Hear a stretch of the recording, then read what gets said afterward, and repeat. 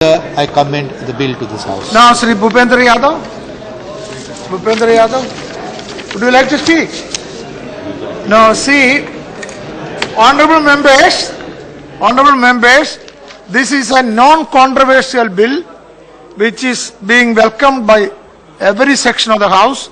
Time allotted is 1 hour. If everybody cooperates, we can finish this bill in half an hour.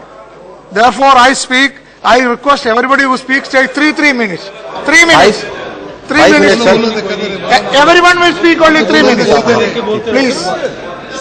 सम्मान्य सभापति महोदय, जो विधेयक अभी इस सदन में रखा गया है, ये विधेयक कर्नाटक की एक अनुसूचित जनजाति का दर्जा देने के लिए रखा गया है। संविधान के आर्टिकल 342 में किसी भी जनजाति को जनजाति का जो दर्जा देने का अधिकार है वह हमने लेजिस्लेटिव को दिया है। और सुप्रीम कोर्ट के जो जजमेंट भी आए हैं उन निर्णयों ने कहा है कि किसी भी अनुसूचित जनजाति को जनजाति का दर्जा देना ये सीधा विधायिका का अधिकार है। लेकिन अभी जो हाल में एक निर्णय सर्वोच्च न्यायालय का आया है, वो निर्णय मेरे को लगता है कि न्यायपालिका द्वारा विधायिका के कार्य में हस्तक्षेप किया गया है। मैं आपके माध्यम से माननीय मंत्री महोदय जी को जजमेंट बताना चाहता हूं। ये जजमेंट है रमेश भाई दया भाई Nykaa versus state of Gujarat. इसमें सर्वोच्च न्यायालय ने जो कहा है, मुझे लगता है अपनी शक्तियों से बाहर जाकर के कहा है, जिसके बड़े दूरगामी परिणाम होने वाले हैं। इससे पहले जो जजमेंट सर्वोच्च न्यायालय के थे, जो इस पे स्थिति जो क्लियर करने वाला जो जजमेंट था वो 1990 का था। उस जजमेंट में ये कहा था, the entries in the presidential order have to be taken as final and scope of inquiry and admissibility of evidence is confined within the limitation. It is however not open to the court to make any addition or subtraction from its presidential order. Court को किसी को addition करने का अधिकार नहीं था।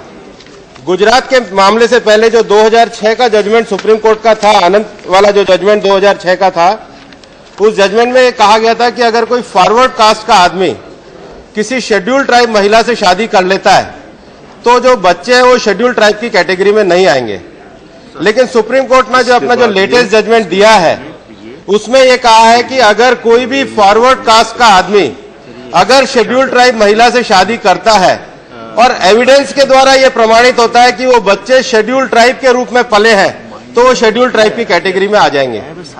इसका परिणाम केवल शेड्यूल ट्राइब पे नहीं होने वाला है, इसका परिणाम शेड्यूल ट्राइब, शेड्यूल कास्ट और ओबीसी पे भी होने वाला है। क्योंकि कोई भी शेड्यूल कास्ट की महिला भी अगर अपर कास्ट में मैरिज करेगी तो पिता की संपत्ति तो वो लेंगे अपर कास्ट के राइट से, लेकिन शेड्यूल कास्ट और शेड्यूल ट्राइब के जो राइट है वो ये प्रमाण देकर करेंगे कि हमारी जो पालन पोषण है वो शेड्यूल कास्ट और शेड्यूल ट्राइब के रूप में हुआ है।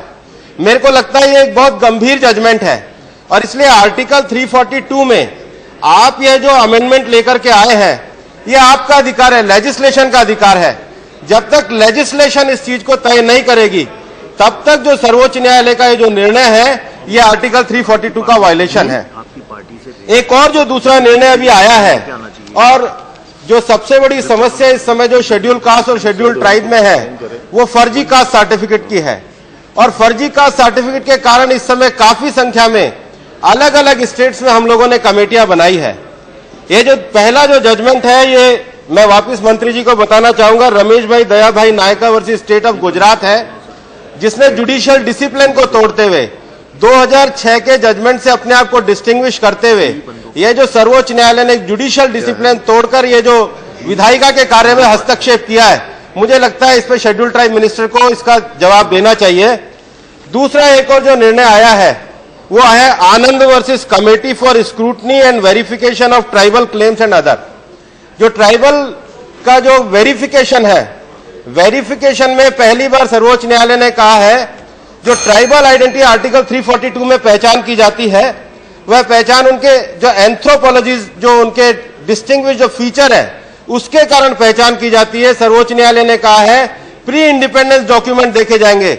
मुझे लगता है ये Anand versus committee for scrutiny and verification और जो सबसे बड़ा जो जजमेंट आया रमेश भाई वर्सेस स्टेट ऑफ गुजरात, इसको रिकंसीडर करना चाहिए ये आर्टिकल 342 का जो स्कोप है, उस स्कोप में सीधा सीधा हस्तक्षेप है और इसके दूरगामी परिणाम होंगे।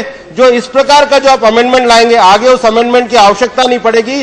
ये सीधा सीधा कॉन्स्टिट्यूशनल क्राइसिस का विषय है और मेरे को लगता है इस पर विचार करना चाहिए और इस पर माननीय मंत्री महोदय को एश्योरेंस भी देनी चाहिए। धन्यवाद। श्री प्रशांत।